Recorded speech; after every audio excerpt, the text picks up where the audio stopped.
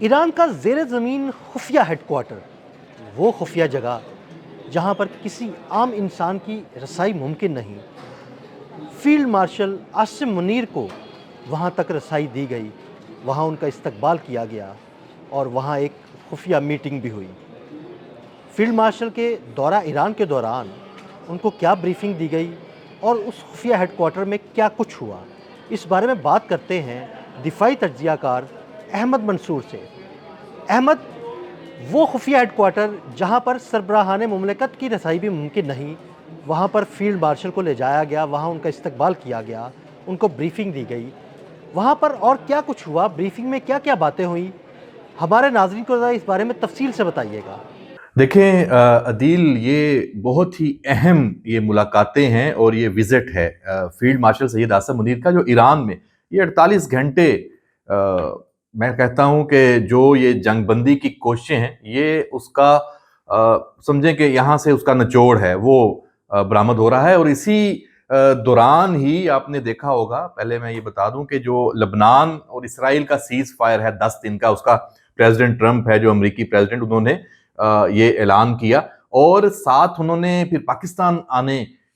کی جو بات پہلی مرتبہ آفیشل کر دی کہ جیسے ہی یہ معاہدہ ایران کے ساتھ امریکہ کا طے پا جاتا ہے تو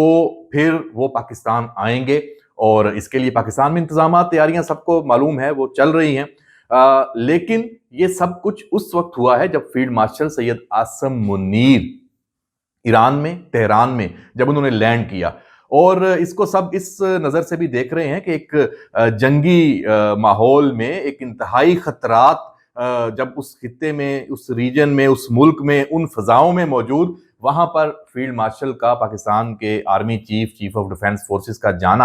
اور جس طریقے سے پھر پاکستان کی جو فضائیہ ہے اس نے تمام تر جو حفاظتی جو اقدامات اور ایک آپریشن، وہ ایک علیحدہ ڈیٹیلز ہیں، اس پہ بھی یقینی طور پہ بات ہوگی اور ہو بھی رہی ہے، لیکن میں آپ کو یہ بتاؤں کہ جو ایئرپورٹ پہ استقبال ہوتا ہے وہاں سے لے کے جو زیر زمین یا جو ہیڈ کوارٹر انتہائی محفوظ مقام پر، یہ کون سا ہیڈ کوارٹر ہے؟ یہ ایران کی فوج اور جو پاسداران انقلاب ہے، یہ ان کے درمیان ایک ہم آہنگی اور ایک آپ کہہ لیں دفاعی جو آپس میں ان کے ایک کوارڈینیشن ہے، حکمت عملی وہاں پہ بنتی ہے، اور یہ ایک آپریشنل ہیڈ کوارٹر ہے، خاتم الانبیاء سینٹرل ہیڈ کوارٹر یہ ایران کا، یہ سب سے اعلیٰ جو آپریشنل اور کمانڈ سینٹر ہے یہ ایران کا، اور جیسے میں نے بتایا کہ چونکہ آپ کو سب کو یہ معلوم ہے کہ ایران میں ایک تو ایرانی فوج ہے اور ایک ایران کے اندر پاسداران انقلاب جسے IRGC کہا جاتا ہے، اور اس کی جو مشترکہ فوجی کاروائیاں ہیں، ان کی منصوبہ بندی ہے، کوارڈینیشن ہے، آپ کو پتہ ہے کہ decentralisation command centre, command and control کی بھی بات ہوتی ہے کہ یہ جو خاص طور پہ میزائل حملے بھی ایران نے جوابی کیے ہیں اپنے اہداف پہ، چاہے وہ اسرائیل کے ہوں، امریکی جو مفادات ہوں، یا خطے میں جو دیگر اہداف ہوں، تو وہ سارا کچھ تو یہاں پہ فیلڈ مارشل کا موجود ہونا، اور ان کے جو کمانڈر ہیں لیفٹیننٹ جنرل عبداللہ، ان سے ملاقات، اور فیلڈ مارشل کے ساتھ پاک فوج کے جو ان کے قریبی آپ کہہ لیں کہ ان کا سٹاف ہے وہ ساتھ موجود، آپ تصاویر میں بھی دیکھ سکتے ہیں، DGMO بھی اس میں موجود، DG military operations major general Kashif Abdullah Pakistan کے، پاک فوج کے، تو بہرحال یہ جو ملاقات ہے یہ ہونا، یہ اس کا مطلب کیا ہے؟ اس کا مطلب یہ ہے کہ ایران کے اندر آپ کو معلوم ہے کہ ایک اصلاح پسند حکمران ہیں، یا تھوڑے آپ کہہ لیں صلح پسند کہہ لیں، یا تھوڑا ان کے اندر کچھ لچک ہے، ایک جو بنیاد پرست ہیں، سخت گیر ہیں، انتہائی سخت موقف رکھنے والے، اور دوسرا ان کی جو پوری لیڈرشپ کو اس جنگ میں مارا ہے اور شہید کیا ہے، اور وہ ڈیفینیٹلی ان کے جو ان کے اندر لچک نہ ہونا ایک فطری عمل ہے، اور یہاں پہ بھی جا کے فیلڈ مارشل کا ملنا ان سے پوری کمانڈ سے، جو بھی آپ دیکھ لیں، اس میں وزیر خارجہ عباس عراقچی سے لے کے جو سپیکر ہیں باقر جو کالیباف، اور پھر جو ایران کے صدر، سب سے جو اہم ملاقات ہوئی فیلڈ مارشل کی وہاں پہ مسعود پزشکیان، ان کے ساتھ، اور اس کے بعد پھر جو یہ اہم ترین، میں سمجھتا ہوں سب سے اہم یہ ہے، یہاں آج تک کوئی نہیں گیا، یہ اس ہیڈ کوارٹر میں غیر ملکی فوج کا کوئی سربراہ وہاں جائے، اور وہ بھی ایران میں، اور ان حالات میں جہاں سے پوری جنگ کا وہ جواب دے رہے ہیں، جو ابھی یہ اعتماد کا مظہر ہے پاکستان کے اوپر، پاکستان کی فوج کے اوپر، فیلڈ مارشل سید عاصم منیر کے اوپر۔ اسی لیے صدر ٹرمپ نے یہ کہا ہے کہ جو فیلڈ مارشل ہیں اور جو ہمارے وزیر اعظم شہباز شریف ہیں، یہ ایران کے ساتھ جس طرح رابطے میں ہیں اس سارے معاملے میں، میڈیشن میں، اور اس میں جو کام یہ کر سکتے ہیں کوئی نہیں کر سکتا، اور ایران کو جتنا یہ سمجھتے ہیں، جتنے قریب ہیں، یہ سب سے اہم ہے۔ دیکھیں، آپ ثالثی کا رول تب ہی کر سکتے ہیں جب فریقین دونوں کا آپ کے اوپر اعتماد ہو۔ پاکستان نے یہ اعتماد حاصل کیا، پاکستان کی لیڈرشپ نے یہ اعتماد حاصل کیا۔ یہ نتیجہ اب جو فیلڈ مارشل کا ان حالات میں وہاں جانا، اس نے اس اعتماد کو ایک نئی جہت دی کہ یہ ایسا سنجیدہ ترین ملک ہے،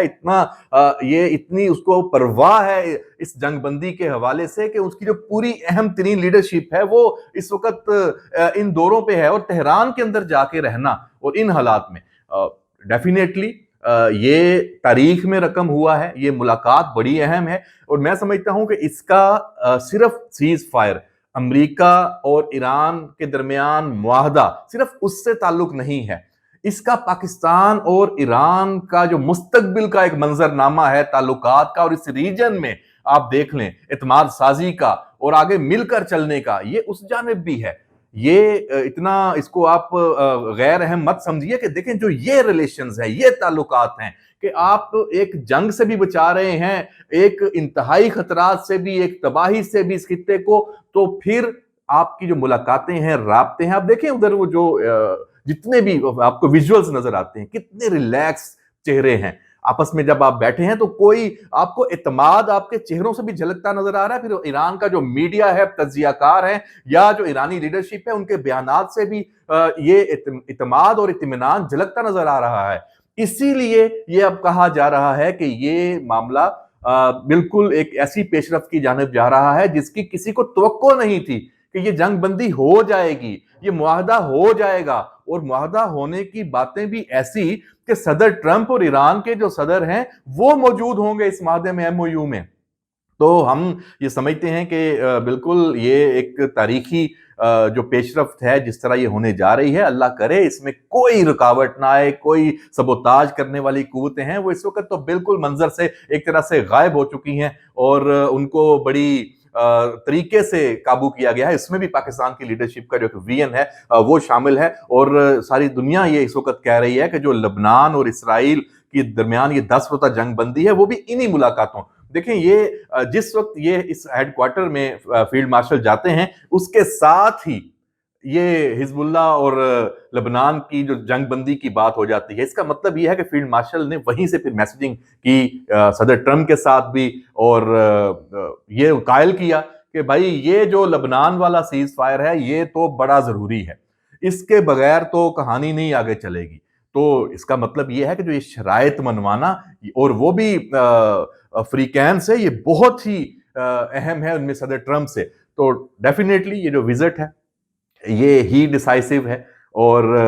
جو یہ ہم نے یہ ذکر کیا کہ فیلڈ مارشل کی ملاقاتیں، اور یہاں سپریم کمانڈر، اب وہ انتہائی خفیہ مقامات، یہ ساری جتنی ملاقاتیں ہیں یہ خفیہ مقامات ہی ہیں ایک طرح سے، اور یہ بڑی، اس میں آپ دیکھ لیں کہ اس طرح اوپن جو حالات ہیں، تہران کی لیڈرشپ کو جس طرح ٹارگٹ کیا گیا، وہ جتنے محتاط ہیں، اس میں یہ ایکسیس کسی کو ملنا بڑا ہی اہم ہے۔ سپریم کمانڈر کے ساتھ ملاقات کی بھی باتیں ہیں۔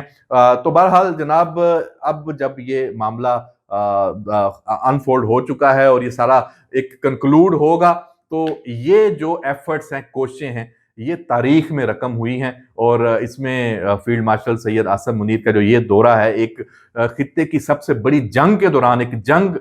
کے ماحول میں جانا، اس کے لیے الفاظ نہیں ہیں۔ اس کو فوجی کمانڈرز بھی بہت ہی ایک ڈیرنگ موو قرار دے رہے ہیں، اور اس کو عالمی سطح پہ بھی بہت زیادہ پذیرائی ہے کہ پاکستان کی لیڈرشپ نے اپنا آپ منوایا ہے۔ بہت شکریہ احمد جی، بالکل احمد منصور نے بڑی تفصیل کے ساتھ اس سارے معاملے پر روشنی ڈالی۔ عدیل احمد اور احمد منصور کو اجازت دیجیے گا، اللہ حافظ۔